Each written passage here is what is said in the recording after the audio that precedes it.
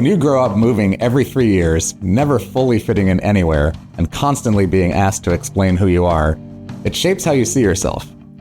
In this episode, I sit down with Ryan Kattner of Man Man to talk about growing up with a Filipino mother and a white father in the Air Force, living all over the country, and what it's like to never feel fully at home in one place. We talk about race, family, displacement, and how music became a form of community, a place to finally feel understood. I'm Nabil Ayers, author and music executive, and this is Identified, where we explore identity, family, race, and culture through conversations with fascinating individuals. If you've ever felt caught between cultures or learned early how to adapt just to belong, this conversation's for you. My family definitely shaped my bizarre path in life as far as making music and everything. How so? I'm Hapa, and my father's from Texas, my mother's from the Philippines. They met in Texas. My father was in the Air Force, which it sucks because my entire life I have to explain they met in Texas. People just naturally assume since my mother's Filipino that he just met her when he was on a tour of duty or something. Right, Air Force. Air Force. Yeah. But they met in Texas. But growing up, I didn't know any Hapas. It wasn't a thing. So it was strange because I passed as more white than Filipino, but there was always this cultural rub where I didn't feel at home in either. And it's interesting that when I finally tumbled into music years later, that's where I discovered all the Hapas. And now Filipinos are cool or something. I don't know. It's just funny. Like, that whole part. It's a good race to be right now. Yeah. It's like, oh, that's cool. So growing up, and we moved every 3 years. So that was another part of. Because of the Air Force. Because of the Air Force. My connection, Filipinos are very proud of their extended family and everyone is an aunt or an uncle. Mm-hmm. Everyone's related, even if they're not related. Right. They probably still are related in some strange way. Like, for example, I was visiting a great aunt of mine who we may or may not be related. And I remember sitting on the couch, and she was in her 90s. She was showing me this family book of photos and stuff. And I'm sitting on the couch. I'm like, and I start recognizing this guy in the photos. And he's doing karaoke. He's sitting on the couch. And I asked, is this Duterte? Like, why is Duterte sitting on your couch in Tacoma, Washington? Tacoma? Yeah, of all places. Sorry, who's Duterte? He was the last president of the Philippines. Oh, God. He was a super right-wing, scary, executing drug dealers guy. But apparently a fun guy in private. And I asked my mom, oh, man, it's going to probably get us in trouble. I just asked, what, you never mentioned that Duterte knew our family. She went, what? No, why would I tell you that? Do you have siblings? Like, what was your... I have a younger brother. We're 8 years difference. I got to name him, which I thought was a really smart move for parents as far as we're super close now, even though we're 8 years apart. He actually was going to come here with me. He didn't make it past the lobby upstairs because I needed him to make sure that I stayed on track talking about our family. Right. Okay. That I didn't say anything that would banish us from visiting either parent's house. They aren't together anymore. So. Okay. But I named him after myself, which has dogged both of us our entire lives. But I'm Ryan Patrick and he's Patrick Ryan. Wait.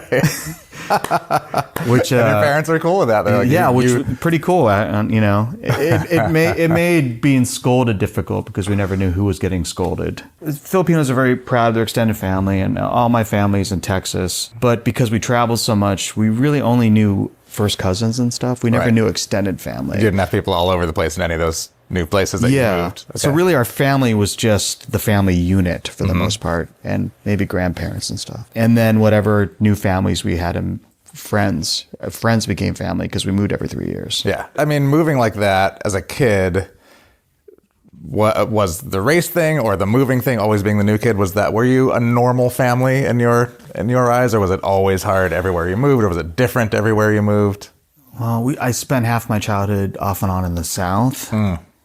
And it was hard for my mom. Things that I didn't really pick up until later, how difficult it was for her. Right. And I spent high school in Alabama, and that's when I really noticed that it was bad enough for her to go back to her former job in St. Louis and commute. From St. Louis to Alabama. Yeah. So she would, when I was in high school, she would work in St. Louis most of the month and come back like occasionally in the month. Because she just didn't want to be in Alabama. Yeah. Because being a woman also, there was a huge pay cut, and then She experienced some latent racism. When I was in Alabama, I remember getting a job in an art museum, a summer job. And I only got the job because I think the person had a crush on my dad. So my dad is 6'1", 6'2", blonde hair, blue eyes. And I'm decidedly not that.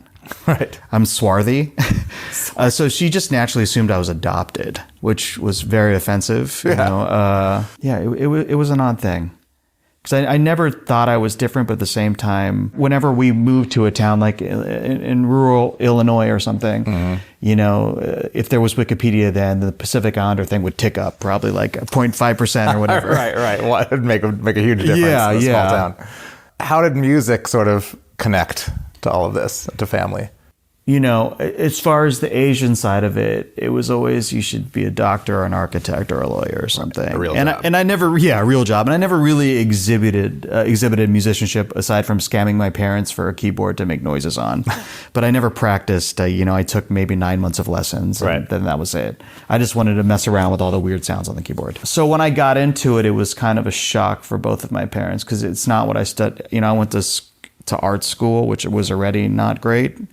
It wasn't traditional, and I studied screenwriting and playwriting, and then I fell into music afterwards. Oh, okay. Yeah. This is in college? In college, yeah. Post-college, I thought, what do I really know? What can I write about? Let me make a record that I could pull off the shelf someday for my kids. Yeah. And then it kind of took over. And did your parents support that, or did they ultimately support that when you started to have success? Eventually. I mean, I can understand how, you know, a kid that doesn't show any aptitude for music is suddenly, I'm gonna make a record.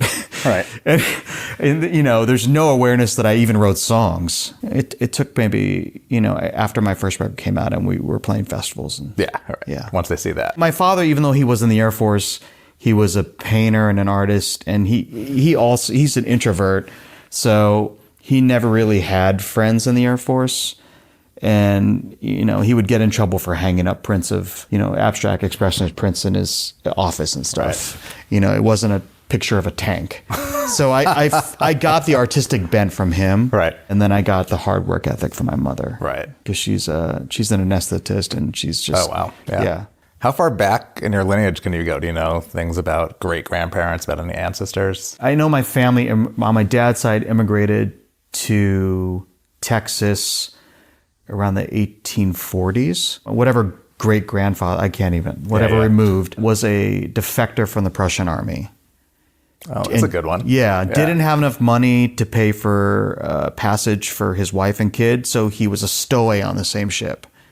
And I guess at that time, ships either went to Ellis Island or maybe Galveston, Texas. There's a lot of Germans in Texas because a lot of them went there and formed communities. So that's where they ended up. And then my mother stayed in Texas. Stayed in Texas, for generations. Yeah. And then my mother, she moved here just to work and she's a very independent person. She came from a very well-to-do family in the Philippines. And the Philippines, you're either, unfortunately, you have no money or you have a lot of money. Oh, okay. She just wanted to start over here and be independent. And she just chose Texas. It was part of a nursing program because she was a nurse. And so she came over with a whole bunch of nurses and ended up in the Panhandle in Abilene, Texas. And that's where my parents met. Growing up, are there traditions that from both sides? Did you have Thanksgiving dinner? Did you have Christmas dinner? What were the sort of holidays we did those things. Like? Yeah. My mother's super Catholic. So I've been working on that for the past, I don't know how many years. My dad, I think he was Methodist, but then he converted. But we'd go to church and stuff, and I'd be forced to go to Sunday school, and it didn't really take much to the sadness of my mother. Right. But your mother came from she came from the Philippines to Texas. So are there things from Filipino culture that she's brought, foods, things that make you feel more connected than maybe... She didn't learn to cook until she got married. So she learned to cook all the Filipino cuisines later. Well, not from her family in the Philippines, because they had cooks and drivers and all that stuff. Right, well-to-do. My grandfather, her father, was a self-made man. But my grandmother, I think her mother or her grandmother was from Spain. I mean, everyone in the Philippines has some sort of Spanish. It's a really weird dynamic in the Philippines because the Spain were the awful colonizers, but then at the same time, a lot of Filipinos like to claim Spanish lineage. So I don't know. Does it make them sound fancier or sort of more important? I don't really understand it. Yeah. But I guess my great-great-grandmother was from Spain, so on my grandmother's side. You know, I really should do 23andMe, but my dad's done all of those. Your dad has. So and he's given them to my brother and I, but we're just kind of creeped out by it. So you haven't looked at the info? No. That's so interesting. I mean, so it's right there. It's one right generation there. Away. I mean, he's done them all. $100 and just open the email. I know. I can't be a serial killer now because I'll just be instantly caught. So what are you worried about, or what are you afraid of? I guess it's just the Gattaca-ness of it all. Just that information being fed to insurance company. I mean, it already is. It already is. Yeah. So I guess it just feels very invasive on a scary. Right. So it's not about what you'll learn. It's about the No, it's not about what I'll learn. Yeah. I mean, I don't want to know if I'm going to have Parkinson's or any of that stuff. Right. Yeah. That's. I'd rather just get it. Right. I haven't done any of the. I mean, I did 23andMe, but I didn't tick any of the boxes to get the health information. Yeah. Just got the sort of race and ancestor stuff, which was. I mean, I'm really glad I did it. It was fascinating, but I see all the reasons to not do it. I am curious. Yeah. You could just look at your father's email without doing it, and he doesn't want to show me that stuff. Oh, he doesn't. So, you know. Not that there could be other kids out there, but I am curious. Maybe I'll get my brother to do it. That's the way to do it. Yeah, one night we'll go out drinking, and that'll be the stakes. And we'll take his glass and go. Yeah. Music, in a way, became my community because you meet people from all these disparate backgrounds, and maybe people that didn't fit in, or they just want to express themselves. For me, the most amazing relationships that I've had for the past 2 decades are just people I met on the road. Right. You know, people that I played shows with, people that I toured with. It's this kind of intimacy that you can't really explain until you do it, until you're forced to sit in complete banality in a tour van for 8 to 12 hours. No one knows about the 23 hours of each day of being, on a tour. No one knows what it's like to finish a show in Nashville and you have to be in the Lower East Side for a 6 o'clock load in the next day. And you drive through the night and you sleep in a rest. You know, it's... Yeah, the unglamorous part. Yeah. But it is that sort of like, I mean, I've never been to war, but I compare it to war, but it's like, it's a common thing. And so you can bond really easily with people who've done it because even though you don't know them, we probably know some of the same people, you've been to some of the same places or definitely done some of the same things. So I know what you mean. I've definitely felt like that with people I've met on tour and, in 5 minutes, it feels like you know them. Yeah, I've made friendships where I have a friend in Kentucky. I just knew he was the promoter and I just knew immediately his vibe that we would be friends, you know, forever. And, but also growing up and moving every 3 years, you're forced to acclimate and get along and recreate. And so that's an experience that I'm thankful for. I mean, it does create an issue where there isn't any sense of roots or permanence, which I've struggled with in my adult life. Right. As far as wanting just to settle down somewhere. And, and I can't blame my parents for that. I'm totally butchering it, but I think it was John Waters who said you can blame your parents up until your 30s, then afterwards get over it. It's all on you. Yeah. Yeah, the moving thing, I mean, I moved a lot as a kid until I was 10, then we were in the same place for a long time, but I really value that now looking back. And I think I don't have kids, but my friends who do have kids will sometimes talk about, I don't want to move them. And my sort of very crass response is like, no, it'll be good for them. You should. That shouldn't be the reason you don't move or do what you want to do with that. And I don't know that that's right, but I think it's a huge part of who I am. And I think you're right. I think it made it easier to be in a band and to sort of maybe be an adaptable person. I mean, I laugh with my dad about having similar careers where he would be gone on tours of duty and he'd be gone for, 2 or 3 months at a time. And then I just kind of fell into the same thing. I mean, when I say fall in, I think I was always destined to play music in a weird way. I'm self-taught, but it was just my expression. It's the way I express myself. Yeah. Are there people you've played with, bandmates for long periods of time? Has that changed over the years? I wish, but it's hard when you're a band that you're constantly scraping. Even if you have a loyal and dedicated fan base, you're still just cult level. Yeah. But you do it because you have to do it because it's the same as taking a breath every day. It's I don't know. Have you experienced much loss or grief in your family? Yeah. I found out from pretty much the first time my father saw me play. I'm sorry, Dad, for telling the story. He drove up from St. Louis to Chicago to then tell me that my parents were divorcing. Oh. And then I had to go play a show. Told you right before. I think he told me before, yeah. He told me between the bands. And then I was about to play a show, and 10 minutes before I took the stage, I found out that my grandmother had died. A different show. Different show. Oh, God.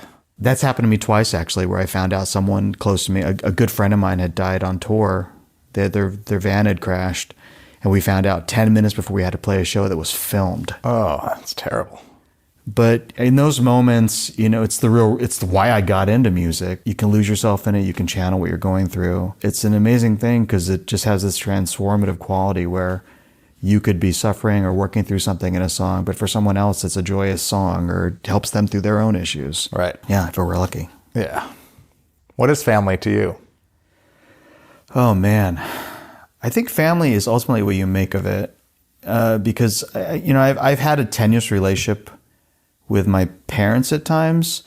And then when I realized that the healthier way of doing it is you can kind of decide that path, and then it can act, I think your relationships can get even deeper and more profound when you kind of set your own terms.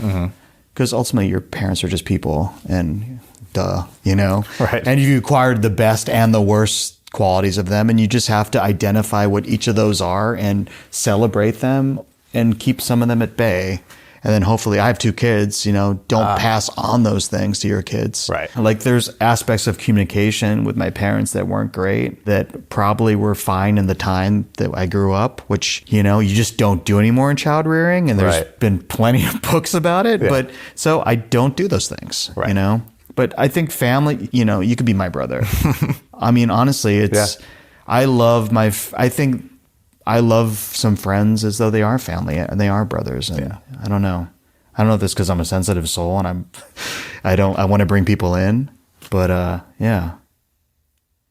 it's sort of the Paul Thomas Anderson, I feel like he, and also Altman by extension, all their movies are about families. It's about making your own family out of your dysfunctional life or whatever circumstances you're presented. Right. Thanks for tuning in. Please consider subscribing to Identified wherever you get your podcasts so you don't miss an episode. We're on YouTube, Apple Podcasts, Spotify, and all other major streaming platforms. And be sure to explore identifiedpod.com, the place to gain a better understanding of family. Our executive producer is Kiran Banerjee, and the show is produced by Palm Tree Island. The music for Identified is by Noella and Patricia Brennan. I'm Nabil Ayers. Thanks for tuning in.